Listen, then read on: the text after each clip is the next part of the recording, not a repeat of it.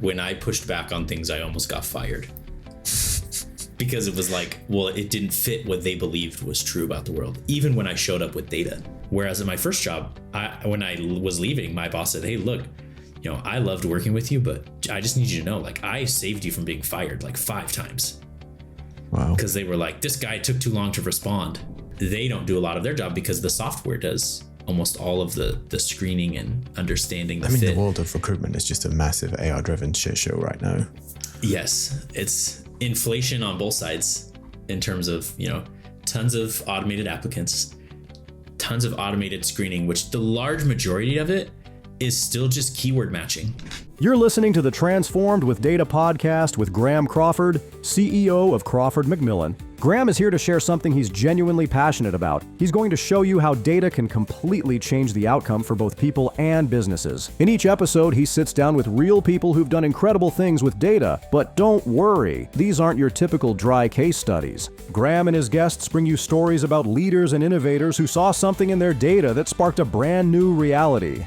These are changes that tore through entire industries, upended company cultures, and sometimes even changed lives. So whether you're a data enthusiast or just curious about how to find the truth in your data, join Graham as he discovers how data becomes more than just numbers. It becomes the spark that ignites real, meaningful change. Let's get started. Thanks for listening. Most companies say people are their greatest asset. But in diligence, culture is usually a footnote, measured with vibes, interviews, and a dash of optimism. And then 6 months after a deal closes, attrition spikes, execution slows, and everyone acts surprised. My guest today believes that's a data problem. Jacob is the founder of Hirelined, a company using AI to turn culture and team alignment into something measurable, comparable, and usable in real business decisions. Instead of guessing whether someone's a good fit, his team maps what a culture actually looks like and shows how closely people align with that culture before the damage is done. So today we're talking about what culture data really reveals, how misalignment shows up before it hits bottom line, and why treating hiring as a gut decision is one of the most expensive habits that companies still have and still defend. So welcome to the show, Jacob. Thanks for having me on. I'm super excited to be here today. How you do? Do I do you justice in that description there? Like, is there anything you would add about what Hirelined does from your perspective? That was, as you were talking, I thought, man, this is the most theatrical. This is the best. If I'm ever going to enter a main stage, I want you being the voiceover. Oh yeah. It's not on the website, Jacob, but I am available for MC duties. I have a sparkly white jacket in the wardrobe. Like, you just say the word and I'll be there. Oh, perfect. No, that's great. Yeah, right. Really, the aim is we like to look at a lot of numbers. And a lot of the times we look at numbers just to say we have numbers that we're looking at, and we don't actually use them. And the human side of things that almost is never reflected in the data, in the numbers that people are looking at, has a massive impact, right? When it all comes down to it, business is people. It's the people that you can rally around an idea. And if you can do that effectively, it works great. And people are happy and they love it. If you can't, you feel it. Oh, for sure. Especially over time. And you did a great job describing it. I've been in all types of cultures across my career, and typically in data organizations. So I'm particularly intrigued by this concept of measuring something which most people, including me, would think of as being intangible or ethereal or difficult to put numbers or vectors around. So can you talk a bit more about how you came up with the concept and how you deliver that? Yeah. So I'll kind of talk through my journey. So I have worked in data science, right? AI before. It was cool. You're in data though, so you know that. The prior to like 2020, 2021, you have, in terms of natural language, right? Words and what you can do with it. Natural language processing is what they call the field. Really, the most you could do is like sentiment analysis is, hey, was this positive or negative? And that doesn't, and like word clouds. And even that was quite unreliable if I remember back as far as 2021. Yeah, it wasn't great. We did in 2016, a capstone course in college We were working with an investment bank. Most of your listeners probably know what a SIM is, right? Confidential information memorandum. And they were spending hours and hours and hours reading through them, pulling out key facts as they were brokering these deals. I mean, these things are hundreds of pages, right? They're huge. Yeah, it's not a short thing. Especially, the bigger the company, the bigger the packet. And we looked at it, and the whole idea was, hey, can we process this faster? And essentially what we ended up doing, which didn't work very well, but worked way better than they did, is, they could input it in, they run a Python script, right, on their computer. We literally had to take this non-technical guy and train him how to use like the terminal, because we couldn't build it into something real. And then it would output a spreadsheet that had competitors and, industries. And it was just looking for words that were close to nouns. And so it was very kind of rule-based, but it was elementary. But so my whole time working in data, and then I went and worked in a Wi-Fi radio hardware manufacturer, then was at a venture research firm that got acquired by United Health Group, and spent a lot of time in R&D. The whole time I was thinking, like, working around, okay, how do we actually make this useful? We can build a lot of really cool, shiny data products, right? With all, great, the newest machine learning things and really cool, obscure ways of modeling that people get excited about because they've never heard about it before. But if it's not useful, then it's kind of pointless. Yeah, data and tech are never a business case in isolation or their own right. I've said that line many times. Yeah, and so there was one point at when I was at United Health Group, that, absolutely massive company, 300 and some thousand employees when I was there. I think there's more now. There, I was talking with one of our executives, and he had just been to this big AI conference internally, and they were talking about how they had just created this amazing new model to tell people when they should go get a colonoscopy. And it said that it was when they were 40. That was the average result for men. And it's like, well, that is literally what doctors have been saying for forever. So we spent $5 million putting a Lamborghini engine on a lawnmower. It was a cool exercise, but did not bring any value. And the amount of time it took to install that engine, you could have already cut the grass. Yeah. Oh, 100%. And so that's kind of stuck with me. And so as it comes to measuring culture, I wish there was a better word than culture, and maybe we'll land on it sometime, because culture is a very overused word and is often weaponized by people who are trying to convince people that they have great culture when really it's toxic. And so people, have adverse reactions to the word. But our definition of culture is that it's the shared beliefs and experiences of a group of people. And so if you walk into the office and, somebody has garbage all over their desk and everybody's okay with it, and it's like that for a long time, that becomes part of the culture, is, hey, that's okay. If when you make a mistake, nobody says anything for good or for bad to try to help you be better, like, that's part of the culture.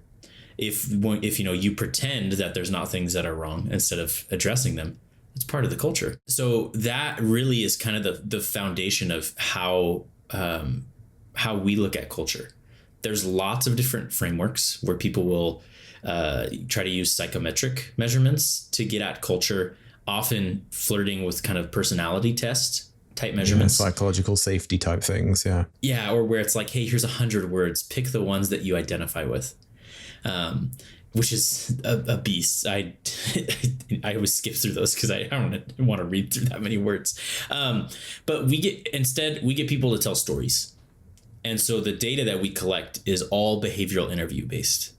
So, which helps us to understand what people believe and being able to read between the lines of what they say, and then also what they've experienced. And so the way that we collect that is we've built an AI tool that feels like you're talking with ChatGPT, but it is administering an interview where it's asking, tell me about a time you went above and beyond in your job, and how was it recognized? If somebody says, yeah, well, I stayed late to meet a deadline and like we had a pizza party, that's great. If somebody says, I noticed that this could be done better and I tried it and I failed and then I figured it out and then we used it, that's awesome to see. And those are two very different types of people. And you can learn both how that individual is and how the organization and culture recognize it through these stories. And then as now with the advent of large language models, we're able to pull out what the existing culture is, right? The synthesis and aggregate of the experiences of a team, and be able to pull out, and we bucket it into 3 categories to make it just stupid simple. Yeah. Purpose, people, and priorities. And those all P's as well. I like that. Yeah, that's what defines as culture. Right. Harvard 20 years ago came out with a study about what causes people to be fulfilled on teams at work. They had 6 or 7 things. Some of them were positive, some of them were adverse, and we went with a remix of the positives as our framework, which really helps people understand. Right, you could have a organizational psychologist reading about what the culture is, or you could have the front desk person at a plumbing wholesale store reading it, and they both understand. It makes sense to them all, yeah. And then that's kind of the magic is, in order to do this, we capture the culture on the existing team. And then with that, do 2 things. One, as you're hiring, we can stack rank applicants based off of how well they align with your existing culture. And then 2, identify how well the team is living up to the core values, the aspirational culture that the leader says that it is there. Which could be different from what it actually is. Yeah. Yeah. Oh, it always is. It always is. But it becomes super powerful because you, number one, avoid, right. When I say good or bad, it's not that, it's like morally good or bad, but just a bad fit or not useful. I've hired people who cost $1 million over 6 months until we could get rid of them because we hired them. They were motivated by entirely different things. They liked to work in ways that we had no idea. And it, tanked the productivity of a whole engineering team for 6 months. And yeah, that makes sense. Hurts. yeah, it hurts the bottom line as well as hurting the culture and various other things. A couple of things. I don't want to come back to that. I super aligned with you on something, and then I want to push you on something different. So first, I think you get to the heart of it with what culture is. Like culture is driven almost exclusively from what behavior is incentivized and or rewarded and or punished, and that's what drives the culture. And I've been a part of many different cultures in my time, and coached a number of people sort of more junior in their careers than I am. And one of the things I often say to them is, the mistake people make is it's January. There's great timing for this. It's January. So loads of teams and departments out there will be saying, here are our 3 pillars of objectives for the year. Like here are our objectives. Like these are the things that are important. And actually in terms of career progression, especially in larger corporations, the secret sauce is figuring out what the objectives actually are, and they're not always written on they're not always the objectives that are written on the page, and you can only figure that out by observing around you what is incentivized, rewarded, and punished. And of course it adjusts everybody's behavior. And of course you mustn't forget to add a sprinkling in there of making my boss look good and improving their career is obviously always one of your objectives. Yep. Whether or not you think it should be, it is. It absolutely is. So that's one of the places I go, people. So I think your focus on what's incentivized and rewarded is the perfect sweet spot for where it is. The pushback I wanted to give, and this came from a leader that I used to work with, and I used to toss this around in my head of like, I don't know if this is good or bad hiring practice. But what they would do is actually seek people who were counterculture as hires in the name of 1, diversity, and 2, diversity of thought, right? So if this person thinks differently, then it will be additive to the organization and or the team as a whole, which I think I buy the logic of, and yet it's dependent on the culture being accepting of different and diverse thinking patterns, right? There's a couple things there. Often when we think of culture, we think of like water cooler conversations where it's like, what sports teams do you like? It's very high level. And then you have like the deeper unspoken culture, almost that, right? If we were to go walk into a bank and ask the loan officer, like, hey, why are you working? What motivates you? Like, what makes you happy? I bet $100 they cannot describe that. That they have no idea. Yeah. They'll likely say, generic boilerplate answers, when in reality, they could be doing the same job because they want to have financial stability for their family. They want to, excel and be noticed and be promoted. They think that helping people who are in tough financial spots is net positive to the world. There's all these different motivations. And if we can get at those deeper things, we actually totally skirt around the idea of often, like, how do we create and empower diversity? Because you're getting past what we usually would think as diverse. I do think it is super useful in some organizations where the culture is, hey, we need contrarians. Then that is great. In the example that I was mentioning before, this individual thought very differently, and it almost ruined the company. Yeah. Contrarians have to be accepted and encouraged if it's going to work, right? Yeah. The way that the work is. And I think it's, at a massive company where, it can survive a team being slower. That's great, and they need that because they need the, like, they don't have the natural kind of storming and intellectual conflict that happens because everybody's settled. But then bringing in somebody differently definitely helps. I'm not opposed to that idea at all. I think it definitely depends on the team. Yeah, it depends what you want, right? And as you say, that leaders can say they want diversity of thought, but do they actually reward it? Like, it's a good thing to say. It's a good soundbite to be quoted on of, like, oh, what an inclusive, progressive leader. But also, you have to put your money where your mouth is and back that up when the dissenting opinions actually show up.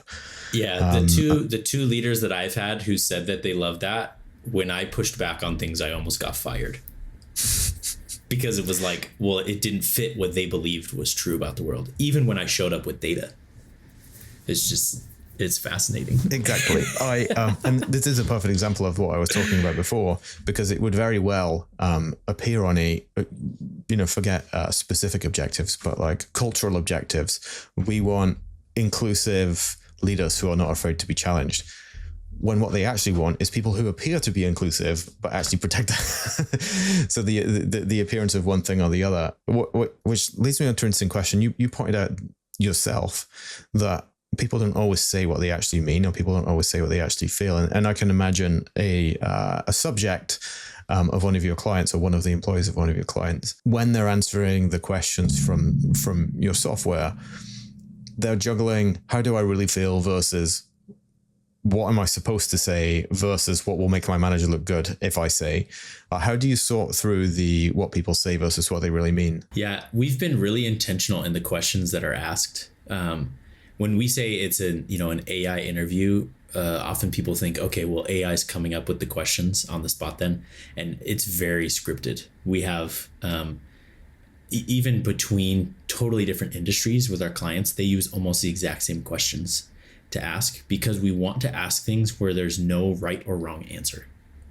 And it's, even if you try to think of, if you are really trying to game the system and what would be rewarded, you could answer it in a certain way. Like if there's creativity at an organization is rewarded, you could answer things with that angle. But it's also truly totally anonymous from the team side. We don't know who took it. And we've gotten a lot of pushback from customers and said, you lose power in honesty when we can identify who did it. Even if it's like, hey, you're sending an automatic email saying, hey, Jacob, you haven't taken it yet. Please take it. Then people know, right? People aren't dumb. Even with this way, people are like, oh, you still know who it is. And I'm like, I literally can show you, like, you're an ID. Yeah, you're an ID in the database. That's what I was going to say. I'm sure you still get that. I'm sure you still get the push. A hashed number of a collection of figures. So on the flip side of it, for the leaders that you've no doubt come across who say, like, you probably get dissenters within a leadership team saying, oh, we already know what the culture is here. We don't need you to tell us what it is. What are some of the surprises that those folks get? typically?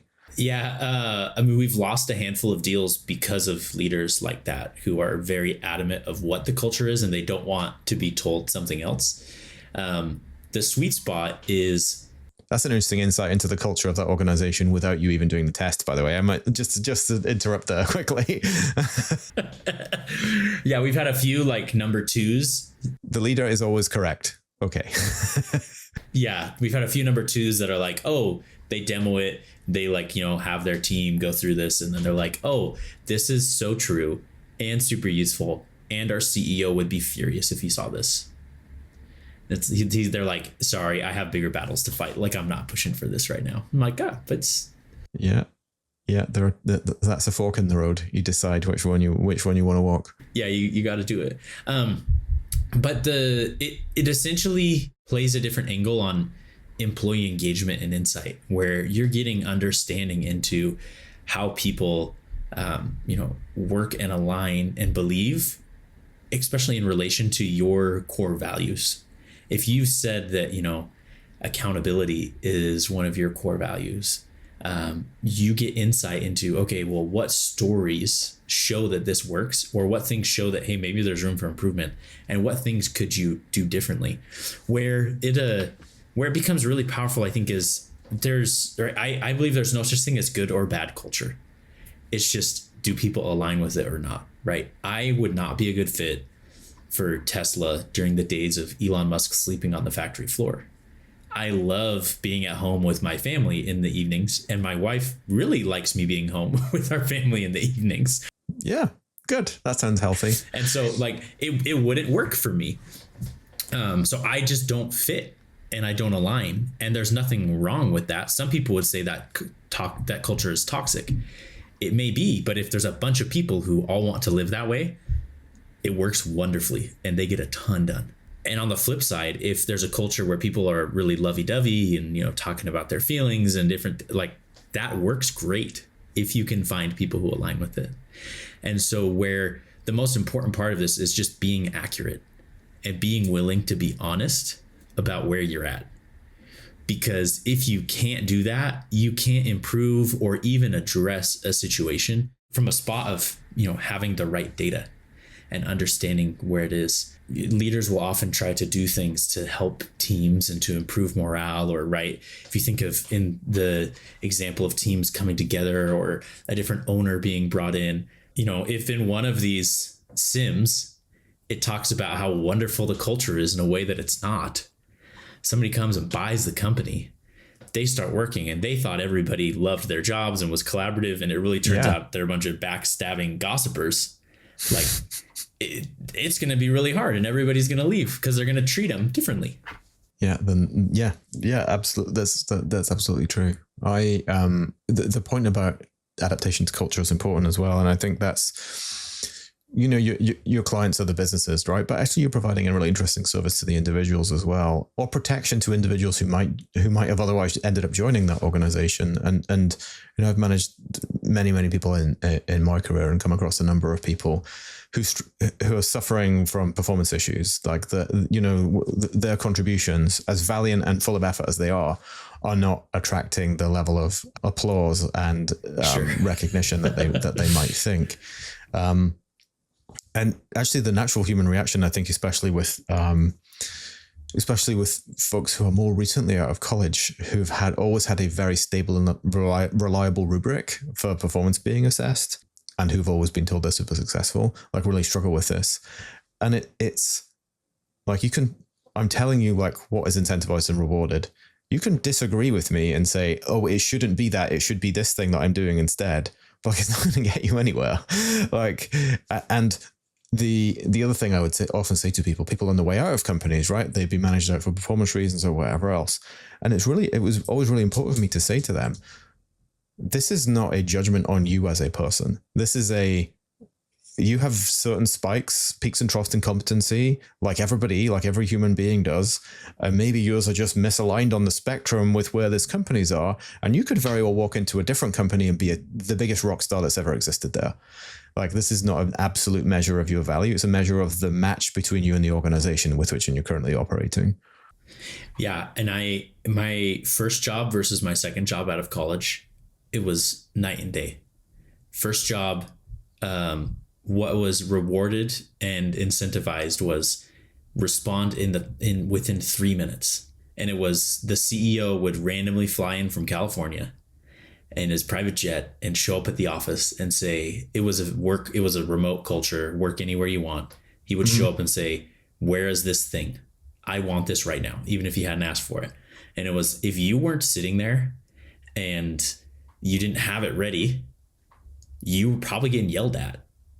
And it's just very kind of, I'd say toxic. But then it went to a R&D organization where people would work on something for 3 months and check in, for 5 minutes a week.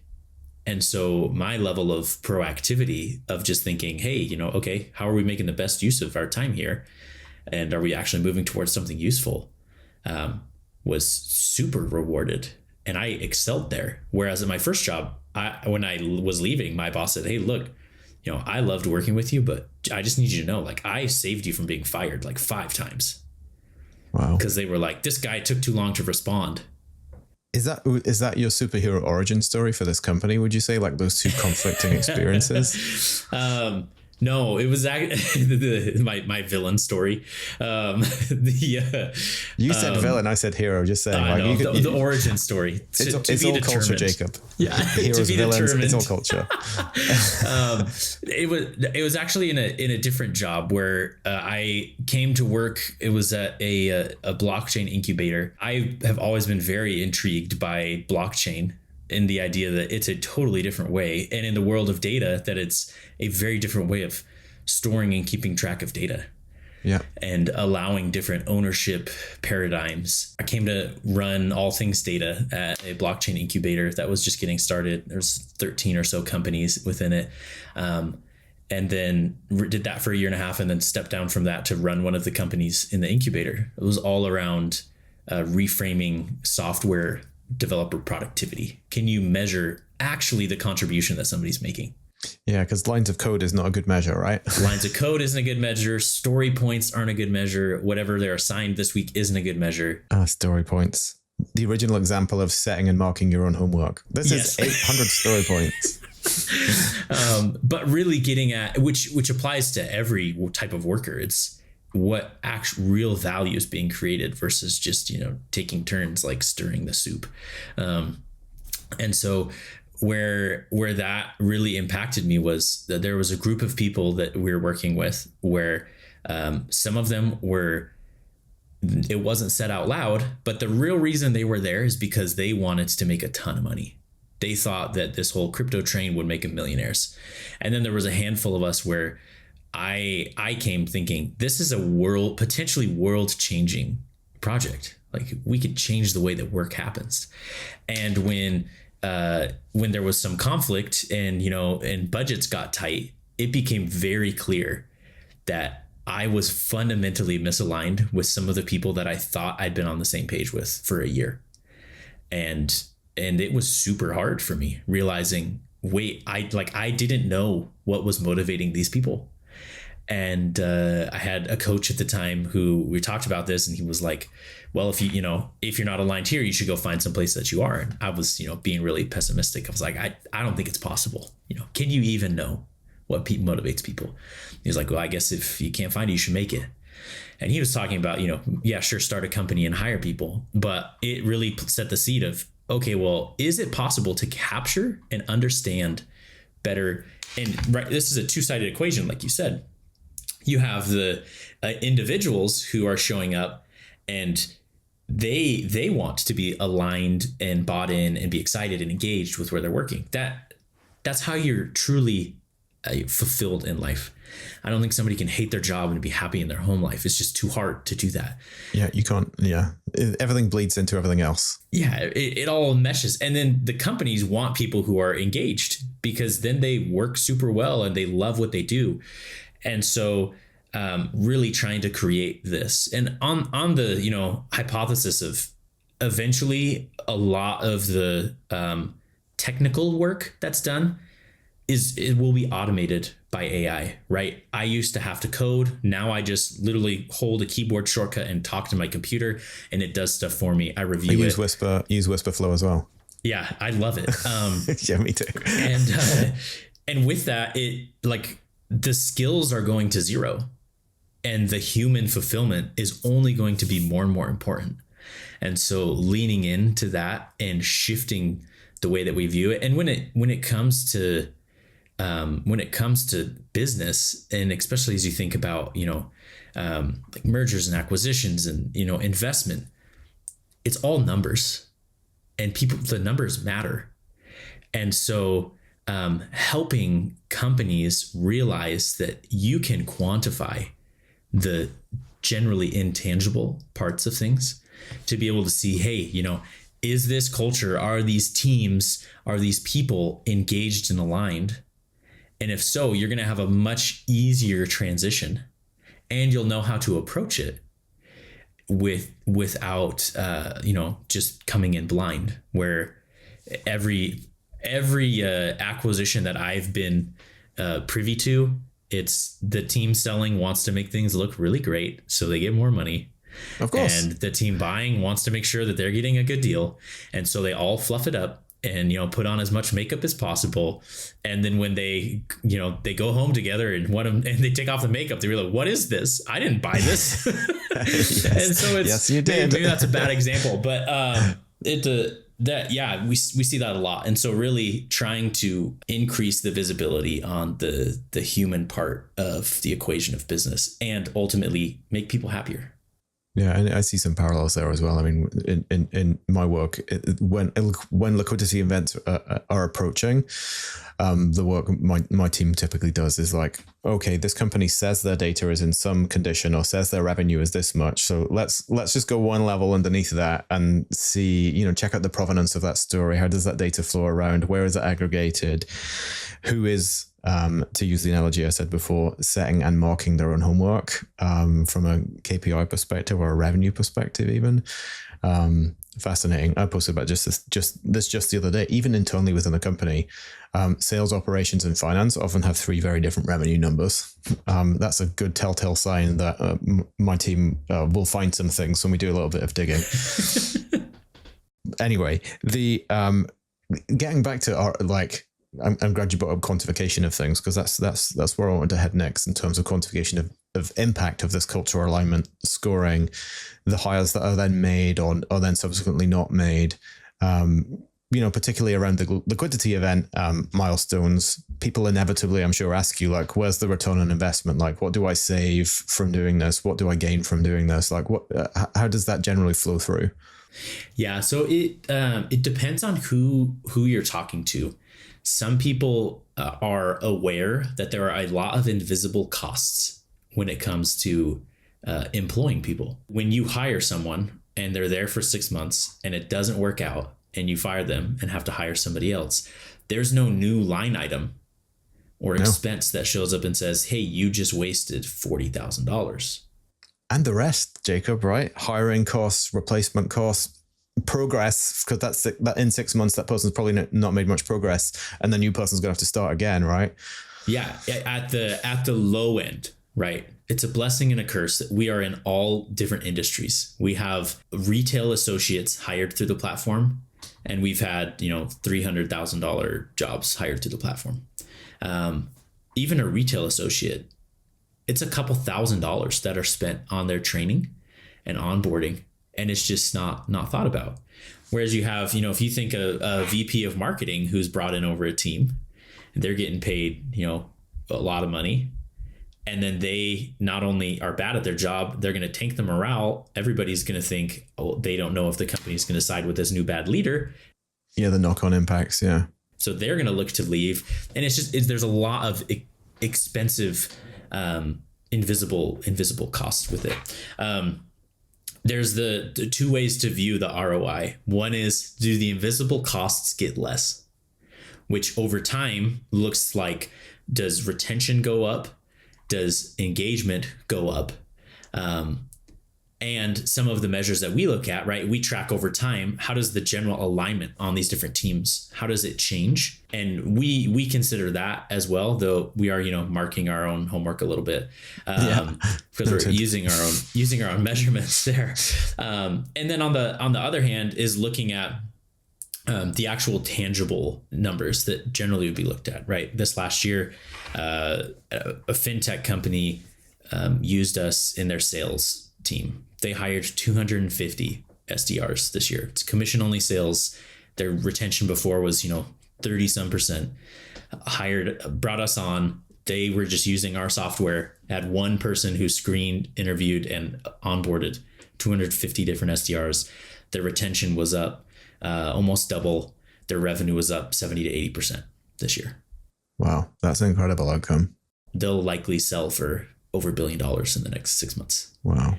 And so they were an early customer. They weren't paying us very much. And, so their ROI was, 1,000x. But we, of course, they won't credit with all the revenue gains because, no, how that which goes. They shouldn't. It's like, we did all these other things as well.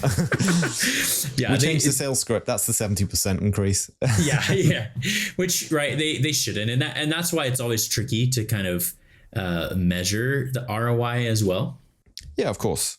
But that retention measure is much more directly attributable, I would say. I think you've got fair claim to a portion of the revenue one in the knock-on. But yeah, no, absolutely. Just even in hiring costs alone, never mind quality of employees. And the other thing, and this is what, which has been apparent to me working in big companies, you can afford, one of the leverage advantages that huge companies have got is they can afford to hire bad people, right? They can afford to bring on 20 people straight out of school, right? Even if they know 50% of them will be gone within 2 years, because if just one of them goes from being the business analyst to the manager of business analyst to the director of business analyst to the VP of business analyst, they have saved an absolute fortune and have a perfect cultural match company leader for the future. And somebody who has, 10 years of domain expertise. Yeah, and company loyalty, if that's the thing anymore. Yeah, maybe the measly stock options that, a Fortune 5 company is going to give a data analyst. Yeah. It truly is on paper, they can afford to make bad hires. If somebody's on the team where that bad hire is, they would argue and say, no, we can't afford to make bad hires because now my job's miserable. Yeah, I agree. In the big machine though, those people are the product and not the customer. So there's going to be an element of that I would fairly apply. So what, right? You had a rough time for a couple of years because you had a less than ideal cultural fit of a coworker, but we fired them pretty quickly. So get over it. Yeah. That's how it works. You just end up with less production during that time. And it is right in big companies, it's absorbed. I worked with so many people that were very subpar at United Health Group and some people who were amazing. And it's a massive organization. So the people who are subpar, if they know how to play the game, they get promoted for 25 years. Yep. Perception is always more important than reality. And being aligned is more important than being right. Look, this is career lesson gold for me and you here, Jacob. I like it. If only we both still worked at massive companies. Or maybe there's a reason that we don't. Anyway, you use this for your own team, I assume, as well, right? So you eat your own dog food, and when you're hiring yourself, how does that feel when you're on the end of your own product?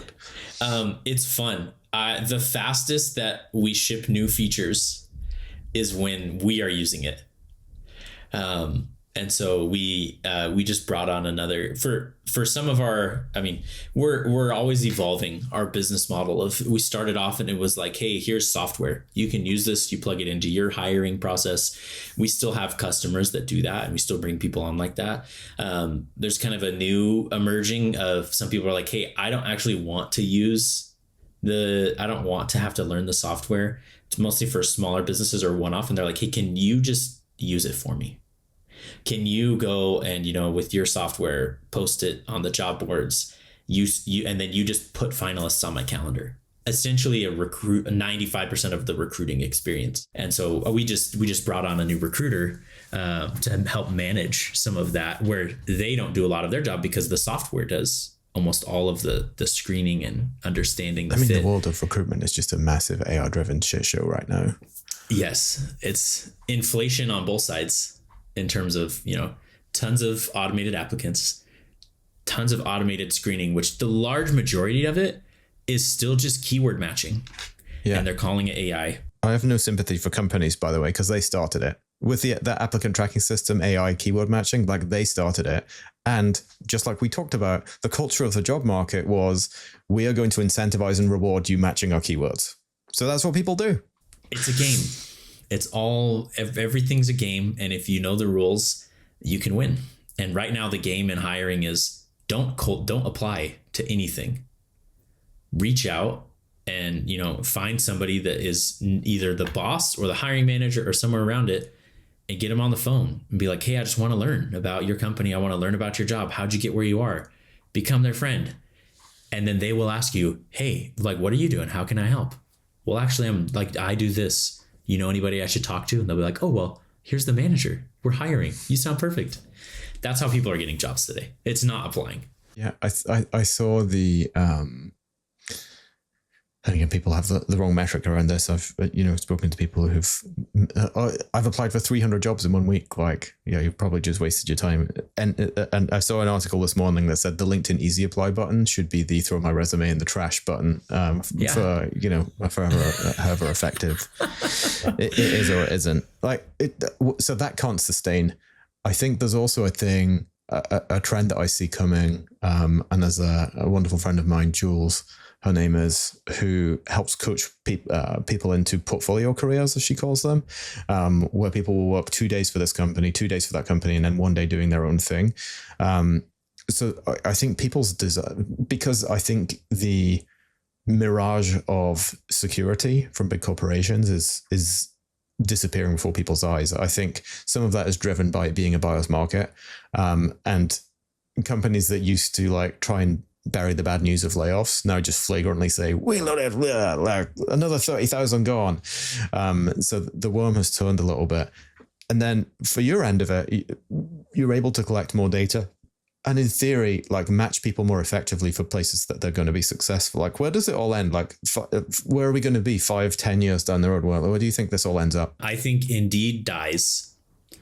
Because people get tired of spending thousands of dollars for crap candidates. Instead, it shifts more to, and we pay attention to alignment on culture and values and motivations than years of experience and marking the box on skills that, people say they have that they don't actually. And because really the thing that's most important is, I think there's hardly anybody who would rather take somebody who has lots of years of experience but poor work ethic and value alignment versus somebody who has almost no experience, but high levels of alignment and attitude and work ethic. Because you can, for almost any job, you can train somebody into it. Oh, they can train themselves now. You can learn anything on YouTube. Yeah, or you don't even have to go to YouTube anymore. You just go to ChatGPT and say, hey, teach me how to do this. I have one of my good friends is a VP of marketing, and he writes more code and ships more apps right now for side gigs than most software developers I know, because he just has put his mind to it and has learned in the last 6 months. And that is getting easier. 6 months ago, even people could produce flashy front ends, but the integration was still a tricky part. You still need a talented kind of mid-senior level engineer to do the integration. But now that all of that's been packaged in, I saw a YouTube yesterday on something called RalphBot, and it operates on a command line interface, but basically sits on top of Claude Code and makes it easy for, and you don't have to even go near the code, and it will write everything for you, and it will feature bug test for you. I'll send you the link afterwards so you can take a look. The difference in 15 months ago when I was first building Higher Aligned, sure, AI made it a lot faster, but it was still a lot of debugging and actually getting in and changing things. Now I message Cursor in Slack and a pull request comes back and I go in and check it and pull it up, merge it into dev, go in, play around. It looks good. If not, I fix it and it's in production in 15 minutes. from my phone. People like you and I have some form of advantage. So I was a computer science major as well, so I spent a lot of time coding there as well. I found Cursor incredible, even like 12 months ago. For someone who's capable but not proficient at coding, just to like highlight and say, what is this code doing? And have someone actually explain it in an easy to understand way. And then all the changes were then easier to do. So I still think there's some advantage to people who are comfortable being code native. But that's going to disappear in time. The algorithms will get better. And I do often sit and wonder how many people are sitting coasting, the coasters that we talked about, people coasting who have, figured out the political game. They're coasting, they're getting a decent salary, they have established the correct route to job security, which is sufficient influence and network such that nobody will come for them. Yeah. And the opportunity that creates to run multiple things on the side is incredible right now. So that's why I think the world's heading towards this portfolio career model that my friend Jules, I'll put the link in the description for everyone else, as well as all of your stuff, Jacob. That's why I think the world is heading that way. And I think what you're doing, Jacob, with the cultural fit and quantifying that to some extent only facilitates and accelerates it. Yeah, there's a book that I read 7 or 8 years ago called The Alliance by Reid Hoffman, the founder of LinkedIn. Not a ton of people have heard about this book. I don't know why it wasn't more popular.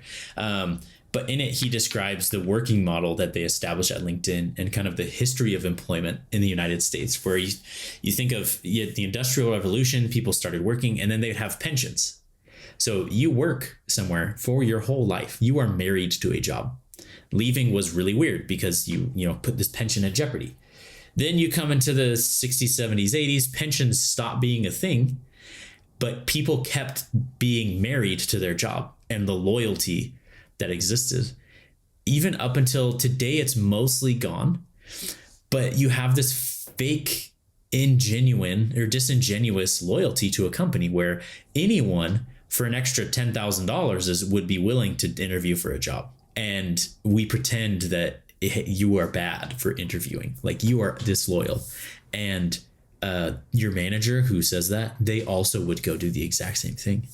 And so he proposes this idea of, he calls it tours of duty, where essentially you sit down and you're like, hey, look, we value you as a human. When you come onto this team or project, there's a certain amount of time that this will last for the thing that we brought you on to do, the most important thing. When that is done, 6 months to 3 years, when that's done, you'll be more valuable to us. You'll be more valuable to the market. If we can't give you a new compelling tour of duty, we are obligated to help you find something somewhere else. Right. Because we value you as a human. Yeah, that's interesting. So in doing this, LinkedIn has created, it's not super well known, but they have an insane alumni network where they are all, wanting to help each other. They all loved working at LinkedIn, even though they left. Whereas most other people, when I have left some of my jobs, it's not a pleasant experience. My managers were angry and different thing. And it just it leaves a bad taste in your mouth. Yeah. People who you thought were friends suddenly never contact you again because you're of no value to their work aspirations. Yeah. And so I do think it is the natural progression of how work is that we're all realizing, oh, wait, we have no loyalty to this company. They have no loyalty to us.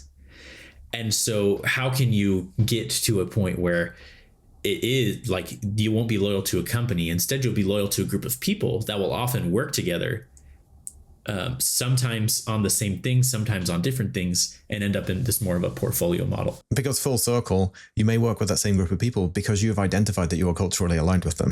Yeah. And you trust them, and they, right, as hokey as it sounds, right, you genuinely love and care for them. Yeah. You want them to be happy as people and succeed. And that's really, the best way to build a team and to be a leader is actually care about your people. Yeah, no, I totally see it. And the last vestiges of loyalty, by the way, and I observed this, especially living in the DC metro area with a lot of cuts that happened in the federal government over the last year. Obviously not going to get into the politics of anything related to that. But when the mechanics of that situation were described to me, I was like, well, mechanically, this is just how the private sector operates, right? Yeah. We identify teams that aren't needed anymore, and we move them along. And whether those decisions are right or wrong is not for me to weigh in on. But the reason it created a lot of pain and a lot of betrayal is because many of them, especially people my age, when they entered into a career with the federal government, it was a deal, right? There was an understanding. I am going to work for a lower salary and hamper my private sector job prospects by committing to this role. In return, I will get loyalty. I will get that pension. I will never have to worry about job security. That's the number one thing. And then when you whip that away from people, they get angry, understandably very angry about it. It was not even a finger in the dam. That was the last remaining rocks in the dam. Like, if even the working for the federal government now doesn't provide job security, how can we even pretend that it exists anywhere else? Yeah, true. Oh, very, very true. Anyway, on that beautiful note, I will thank you so much, Jacob, for coming on and having a great conversation. So for all the folks listening who are intrigued about Hire Aligned and all of the data-driven insights that you might be able to offer to their companies, that will drive ROI to their bottom line and increase the valuation of their companies. Where are the best places to come find you? Yeah, you can reach out on LinkedIn. I spend way too much time there, or email's awesome as well. Jacob at hirealigned, HIRE aligned.com. Awesome. Well, thanks so much for coming on. I really enjoyed the conversation. Look forward to staying in touch. Yeah, thanks so much. All right, take care. Thanks for tuning in to Transformed with Data. If today's conversation gave you even one insight, one aha moment, or one new idea to take action on, do me a favor. Subscribe, leave a review, and share this with someone who's ready to level up. Until next time, keep asking the right questions, keep challenging the status quo, and keep transforming with data.